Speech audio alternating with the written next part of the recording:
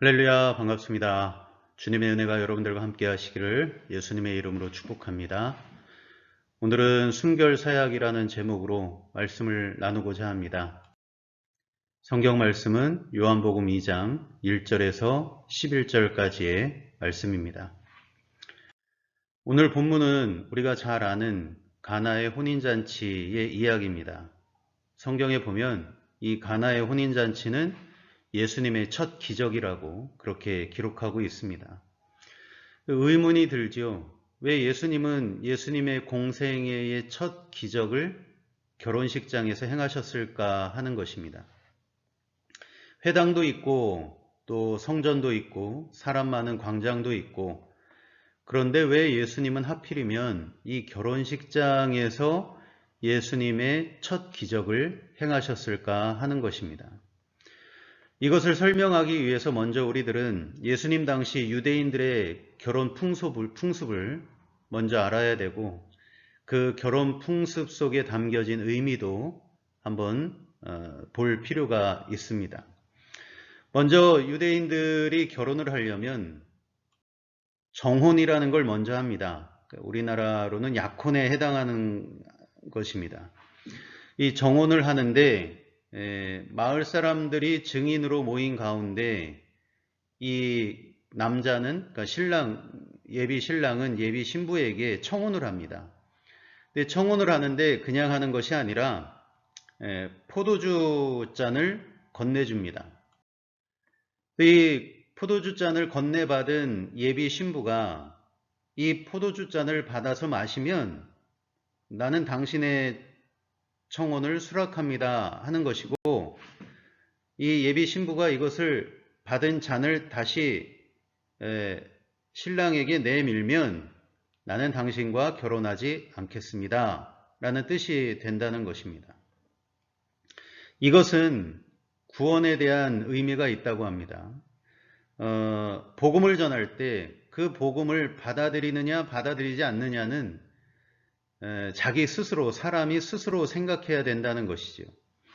흔히 농담 삼아 하는 말로 아내가 믿는다고 남편도 구원받는 그런 것은 아니라는 것입니다. 내가 믿는 것, 내가 믿든지 안 믿든지 그것은 내 자유의지에 달렸다라는 의미가 여기에 속해 있다는 것입니다. 그래서 이제 예비 신랑이 주는 그 포도주 잔을 받아 마시면 이것이 이제 승낙이 되기 때문에 그 다음 단계로 넘어가는데, 그 다음 단계는 신부의 아버지에게 신랑이 지참금을 주는 것입니다. 그러니까 이것은 예수님의 핏값을, 우리를 죄와 사망에서 구원하시기 위해서 지불된 예수님의 핏값을 의미한다고 하는 것입니다. 그럼 이렇게 지참금을 신부 아버지가 다 받으면 신랑은 큰 소리로 주변에 있는 사람들에게 선포한다는 것입니다. 나는 이 여인과 앞으로 결혼하겠다. 이 여인은 내 아내가 되었다 라고 선포한다는 것입니다. 그리고 나서 이 신랑이 이 신부에게 선물을 주고 갑니다. 근데 이 선물이 여러 가지가 있겠지만 드라크마를 주고 갈 때도 있다는 것입니다. 우리가 누가복음 15장에 보면은 한 드라크마를 잃은 여인에 대한 기사가 나옵니다. 그런데 그 성경 기사에 보면은 이 여인이 보통 저렇게 10드라크마를 화면에 보시는 것처럼 이렇게 이어서 건네주고, 그걸 받은 신부는 저렇게 장식품처럼 머리에 끼고 있다는 것이죠. 오늘날로 비유하면 결혼 반지와도 같은 의미를 가지고 있다는 것입니다. 그래서 누가복음 15장에 보면 이 여인이 한 드라크마를 잃어버렸는데 성경에 보면은 등불을 켜고 집을 쓸면서 부지런히 찾았다고 그랬습니다. 그러니까 저 중에 하나라도 잃어버리면 마치 결혼 반지를 잃어버리는 것과도 같은 것이죠.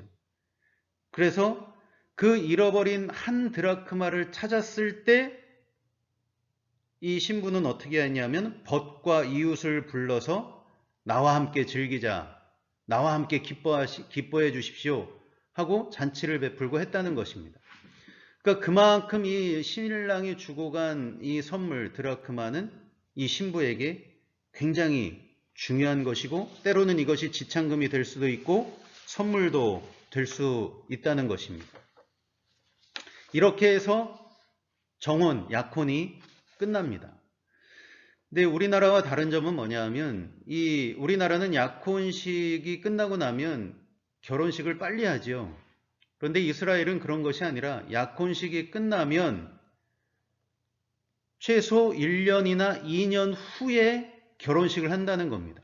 그러니까 1년이나 2년이라는 공백 기간이 있다는 거죠. 그럼 그 1년이나 2년 시간 동안 신랑은 뭐 하느냐? 신랑은 신부와 같이 살 집을 마련한다는 것입니다. 집을 짓는다는 거죠. 아버지 집 옆에 같이 살, 신부와 같이 살 집을 짓기 위해서 여러 가지 자재도 준비하고 재료도 준비하고 그렇게 1년, 2년 동안 그걸 한다는 겁니다. 그리고 가구도 준비하고 또 결혼식에 초대될 하객들에게 대접할 음식도 다 준비한다는 것입니다. 또 신부는 뭐 하느냐? 신부는 결혼식 때 단장할 물품이나 예복을 고르고 준비하고 있다는 것이죠. 그 1년, 2년 동안 신랑 신부는 각자 떨어져서 이 일을 하고 있다는 것입니다. 자, 그러다가 1년이나 2년 시간이 흐르면 결혼 날짜는 언제 잡느냐? 이것은 신랑 아버지의 고유 권한이었다고 합니다. 아무리 신랑이 집을 빨리 줬어도 신랑 아버지가 결혼식 날짜를 발표하지 않으면 결혼할 수가 없었다고 합니다. 그러니까 오직 이 결혼 날짜는 신랑 아버지의 손에 달려있던 것입니다. 그래서 신랑 아버지가 아들에게 오늘 신부를 데려와라 하면 그날이 결혼식이 되는 것입니다.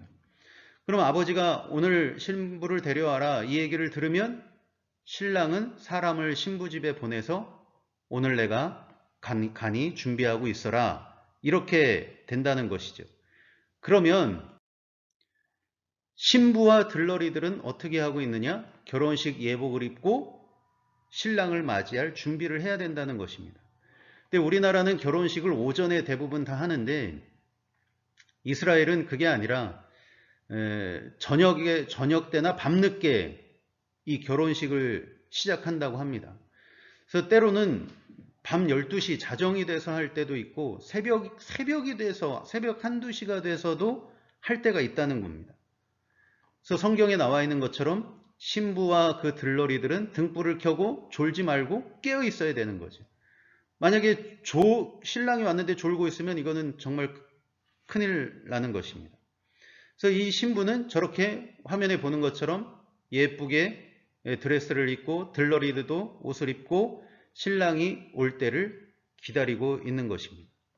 그래서 신랑이 와서 나팔을 불면서 내가 왔다 하고 신호를 보내면 신부가 나와서 맞이하고 드디어 신랑 신부는 결혼을 하게 되고 함께 같이 살게 된다는 것입니다. 자, 여기서 이 가나의 결혼잔치에서 우리가 살펴볼 것이 두 가지가 있는데 하나는 뭐냐 하면 1년, 2년이 지나면 신랑이 신부를 반드시 데리러 오는 것처럼 예수님도 반드시 우리를 데리러 오신다는 겁니다. 그러니까 재림을 말하는 것이죠. 예수님도 반드시 신부인 우리를 데리러 오시기 때문에 우리들은 뭐하고 있어야 되느냐? 예수님 맞을 준비를 하고 있어야 된다는 것입니다. 우리는 먼저 약혼에 대해서도 마찬가지입니다. 우리는 약혼도 물론 결혼 전에 하는 것이라 결혼이라 비슷하게 생각하지만 이스라엘의 정혼과 우리나라의 약혼이 다른 점은 뭐냐 하면 이스라엘의 정혼은 그 정혼식만 해도 이것은 부부라는 것입니다. 아내가 된다는 것이고 남편이 된다는 겁니다. 결혼식을 하지 않았음에도 불구하고 합방을 하지 않았음에도 불구하고 아내가 되고 남편이 된다는 것입니다. 그래서 마태복음 1장에 보면은 성령으로 잉태된 마리아를 요셉이 가만히 끊고자 하려고 할 때 주의 천사가 이렇게 말을 하지요. 이 일을 생각할 때 주의 사자가 현몽하여 이르되 다윗의 자손 요셉아 내 아내 마리아 데려오기를 무서워하지 말라. 그에게 잉태된 자는 성령으로 된 것이라. 아멘. 이렇게 말씀합니다. 이때 분명히 내 아내 마리아라고 말합니다. 그러니까 즉 아직 결혼식을 안 했어도 유대 사회에서는 정혼, 약혼만 해도 부부관계가 완전하게 성립이 된다는 것입니다. 그런데 우리가 또 하나 살펴볼 것은 뭐냐 하면 조금 전에 유대인의 결혼 풍습을 말씀드릴 때 정혼이, 약혼이 끝나면 신랑, 신부가 각각 1, 2년 동안 떨어져서 신랑은 집을 마련하고 신부는 혼인식 때 쓸 여러 가지 물품을 마련한다고 말씀을 드렸습니다. 이것이 왜 중요하냐? 이 1, 2년 떨어져 있는 1, 2년이 왜 중요하냐?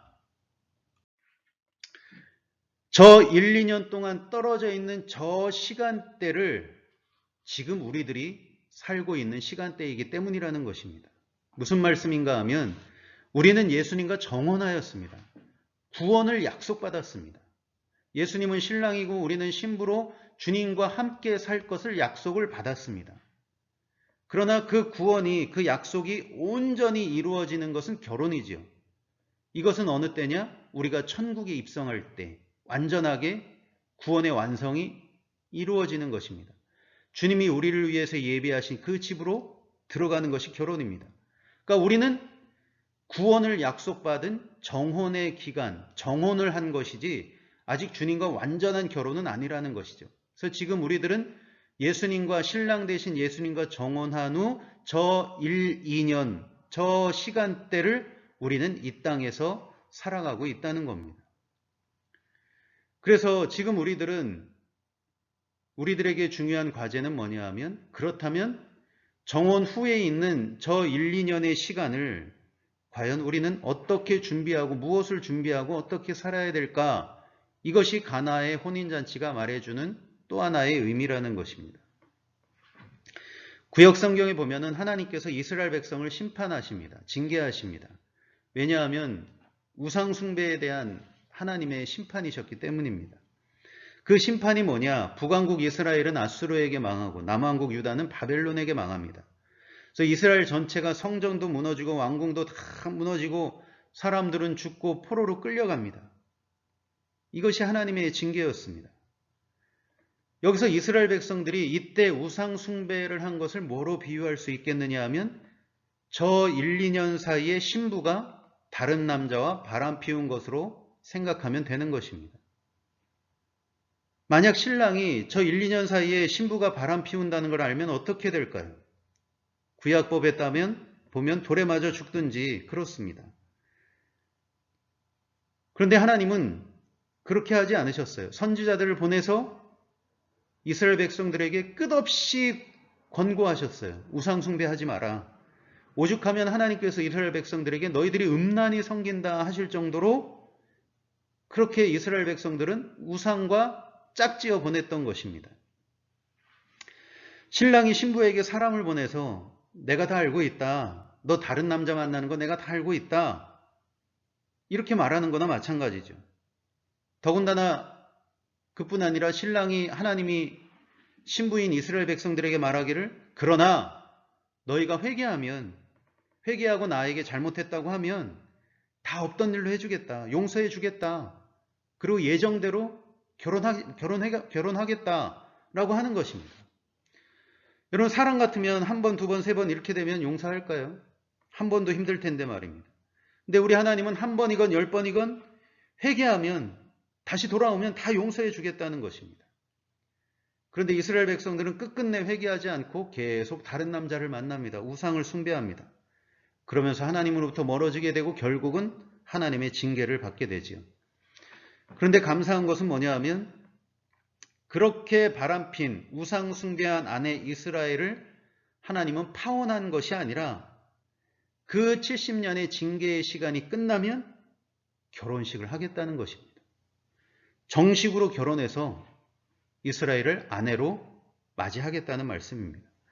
그렇게 많은 바람을 피웠는데도 불구하고 하나님은 끝까지 내 신부는 이스라엘이다 하는 것입니다. 그래서 여러분, 우리 하나님은 사랑의 하나님이시고 오래 참으시는 하나님이신 줄로 믿습니다. 그렇다면 오늘 우리들은 옛날 구약시대 이스라엘 백성들처럼 저 1, 2년의 세월을 어떻게 보낼 것이냐. 예수님의 신부로서 결혼을 앞두고 있는 우리들이 저 1, 2년의 시간을 이스라엘 백성들처럼 저렇게 보낼 것이냐, 아니면 다르게 보낼 것이냐, 이것이 우리에게 중요하게 남은 숙제라는 것입니다. 여러분, 저 1, 2년 동안 신부로서 신랑에 대해서 가장 중요하게 지켜야 될 것이 무엇이겠습니까? 그것은 바로 순결이지요. 신랑을 맞이할 신부에게 가장 중요한 것은 순결입니다. 분명히 1, 2년 시간이 지나면 신랑은 반드시 신부를 데리러 옵니다. 예수님은 반드시 다시 오십니다. 우린 이것을 재림이라고 합니다. 그때와 시는 아무도 모릅니다. 주님이 우리에게 오실지 아니면 우리가 주님을 만나러 천국으로 갈지 그것은 모르지만, 그러나 분명한 것은 신랑 대신 예수님을 만날 때가 반드시 온다는 것입니다. 바로 이때 신랑을 위해서 신부가 준비해야 될 가장 큰 선물은 바로 순결입니다. 순결. 유대인의 결혼 풍습에 따르면 7일간 신랑 집에 온 신부는 7일간 그때부터 이제 혼인잔치를 하게 됩니다. 그러면 7일 동안 이 신랑과 신부가 합방을 한 후에 7일째 되는 날 신랑은 자기 친구들에게 이렇게 외친다고 합니다. 내 신부는 정결했다. 처녀가 맞다. 이렇게 친구들에게 말한다고 합니다. 그럼 신랑의 친구들은 이 말을 듣고 밖에 있는 사람들에게 나가서 큰 소리로 말한다고 합니다. 내 친구의 신부는 정결했다. 처녀가 맞다. 라고 큰 소리로 그 사람들에게 알려준다는 것입니다. 그러면 하객들은 이 소리를 듣고 축하한다. 잘 살아라. 하면서 인사하고 돌아간다는 것입니다.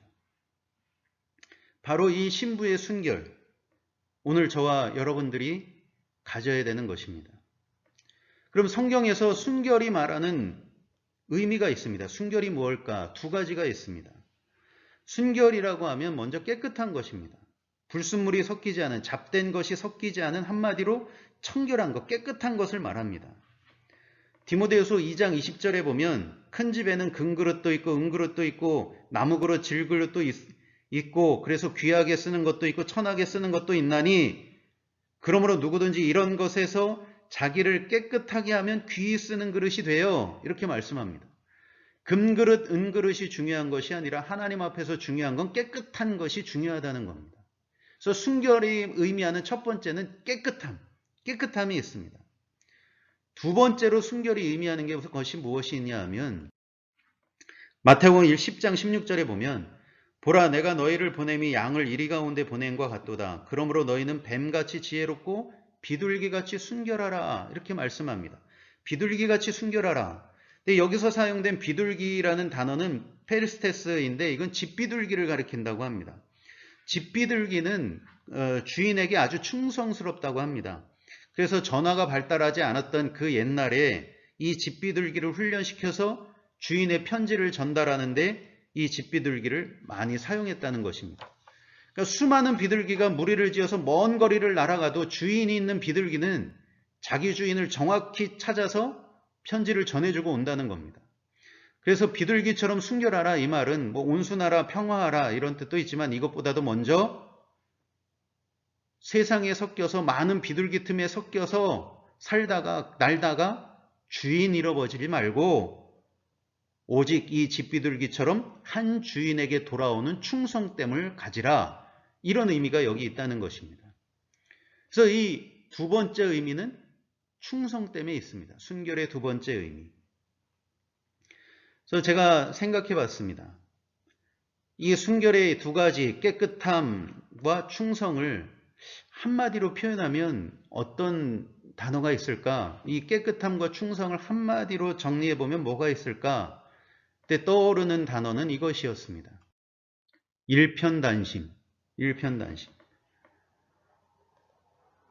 한 조각의 붉은 마음이란 뜻입니다. 오직 한 가지의 변함없는 마음을 가리키는 말입니다. 한 가지의 변함없는 마음. 오직 한 가지의 변함없는 마음.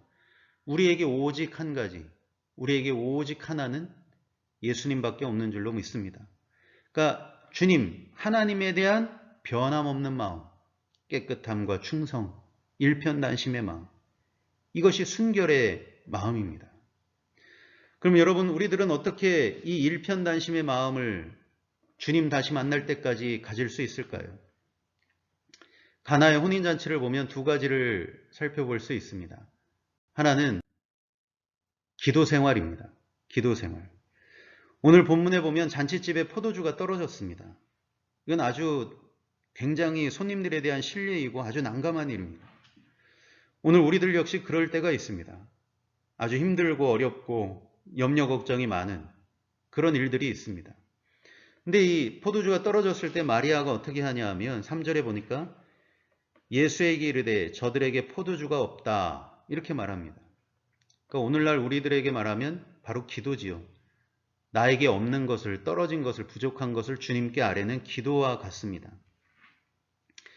만약에 포도주가 없다는 이 사실을 마리아는 다른 방법을 사용해서 채울 수도 있었을 겁니다. 뭐 옆집에서 빌려볼 수도 있고 아니면 돈을 주고 시장 가서 빨리 사오라고 했을 수도 있을 겁니다. 그런데 마리아는 그렇게 하지 않았습니다. 우리들은 오늘 마리아를 보면서 우리들 역시 힘들고 어려우면 당연히 하나님 앞으로 나온다고 생각합니다. 그런데 우리들은 의외로 그렇지 못할 때가 많습니다. 여러분 기억하십니까? 옛날 어른들의 결혼 주례사, 전통처럼 느껴왔던 결혼 주례사 있죠? 신랑 신부는 눈이 오나 비가 오나 기쁠 때나 슬플 때나 건강할 때나 아플 때나 가난할 때나 부할 때나 검은 머리 팥불이 되도록 죽음이 두 사람을 갈라놓을 때까지 서로만을 사랑하기로 서약하십니까? 라고 묻습니다. 이 주례사에 따를 것 같으면 오늘 우리도 주님과의 관계에서도 마찬가지입니다. 좋을 때나 안 좋을 때나 기쁠 때나 슬플 때나 건강할 때나 아플 때나 가난할 때나 부할 때나 우리는 항상 신랑 대신 주님을 믿고 주님을 선택하고 주님만 따르고 그래야 한다는 것입니다. 근데 이것이 쉽지 않다는 것이죠. 삶이든 신앙생활이든 우리는 좋을 때는 다 좋습니다.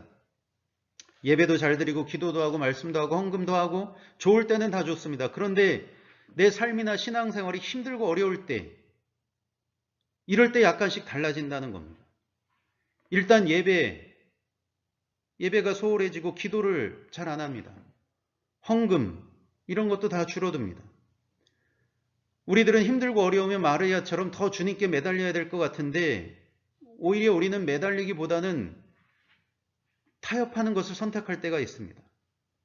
좀 바빠서 예배를 빠져야 될 것 같고 피곤해서 기도나 성경 보는 건 어려울 것 같고 요즘 생활이 어려운데 헌금을 좀 줄여야 될 것 같고 하면서 이렇게 흘러가는 경우가 많습니다. 아마도 이것은 우리들은 모두 질그릇 때문에 그럴 수도 있습니다. 떨어지면 깨지는 연약한 존재이기 때문에. 그건 저도 예의는 아닙니다. 누구나 다 그럴 수 있습니다.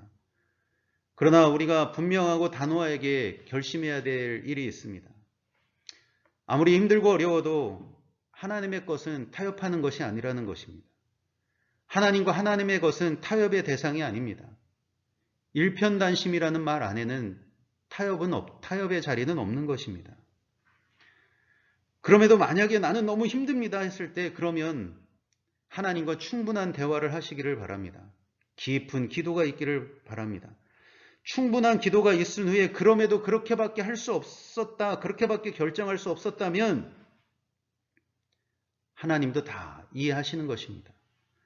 여러분 욥기에 보면 누가 먼저 내게 주고 나로 하여금 갚게 하겠느냐? 온 천하에 있는 것이 다 내 것이다. 다 하나님 것입니다. 예배도 하나님 것이고 교회도 하나님 것이고 시간도 하나님 것이고 물질도 하나님 것이고 다 하나님 것입니다. 시편 50편에도 보면 내가 가령 줄여도 내게 이르지 아니할 것은 세계와 거기에 충만한 것이 내 것입니다. 다 하나님 것이라는 겁니다. 세상 모든 것이 다 하나님 것이라는 겁니다. 근데 하나님이 뭐가 아쉽겠습니까?